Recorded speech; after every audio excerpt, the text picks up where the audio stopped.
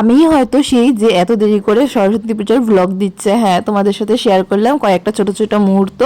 আর এই সরস্বতী পুজো মানে ছোট ছোট পুচকি পুচকি আমাদের লক্ষ্মী সরস্বতী।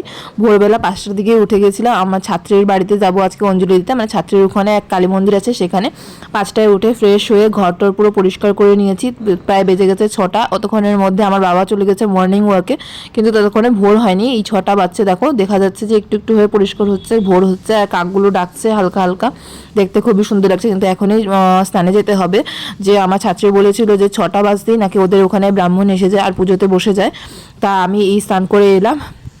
বাবারে বাবা, ঠান্ডাতে মানে হাড় কাঁপানো ঠান্ডার মধ্যে শ্যাম্পু করতে হয়েছে সকাল সকালই মাথাতে, কারণ আগের দিন শ্যাম্পু করিনি আমি।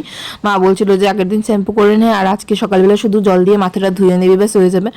15-20 মিনিটের মধ্যে আমি স্নান করে এসে একদম রেডি। এবার মা চুলগুলোকে শুকাতে হবে, নয়তো আমার কানে ব্যথা করছে।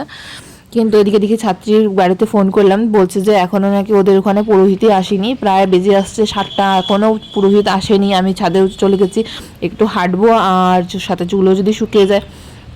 ছাদে অনেক ঠান্ডা হাওয়া দিচ্ছে আর এই দেখো সূর্য উঠছে আস্তে আস্তে, এখনও পুরোটা উঠে পড়েনি। 8টা বাজে ছাত্রী ফোন দিল যে তাড়াতাড়ি আসো ম্যাম, পুজো শুরু হয়ে গেছে। আসতে এখানে আমার কাজ পড়ে গেলো যে ঘন্টা বাজানোর জন্য। এখানে কোনো বাচ্চা কাচ্চাই ঘন্টা বাজাচ্ছে না, সবাই বাজাতে অজুহাত দিচ্ছে আর পালাচ্ছে। এই হচ্ছে আমার ছাত্রী।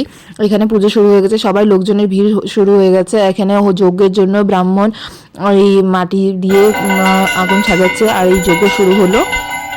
আর এই আমি ঘন্টা বাজাচ্ছি জোরদার করে।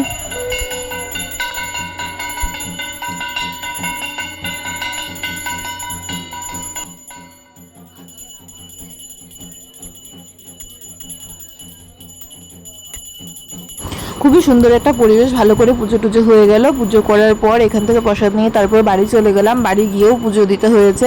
সেখানে কাল রাতে নিয়ে এসেছিলাম যে সরস্বতী ঠাকুরের পাঁচালি। আমি তো জানতামই না যে সরস্বতী ঠাকুরেরও পাঁচালি পাওয়া যায় বলে। পাঁচালি নিয়ে এসে পাঁচালি পরে পুজো দিলাম ঠাকুরের। পুজো টুজো দিয়ে বাড়ির পুজো করে তারপর ব্রেকফাস্ট করলাম একটুখানি, ওই প্রসাদকেই ব্রেকফাস্ট হিসেবে খেলাম। আর এখানে পুজোতে খুব সুন্দরভাবেই পুজো হচ্ছে।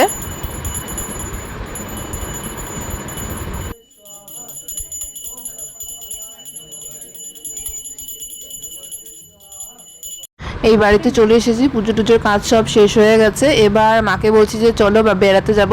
তো সামনে একটা এলপি স্কুল ছিল, সেখানে চলে গেছি আমরা ঘুরতে। এই যে এখানে দেখো পুজো হয়েছে কত সুন্দর করে।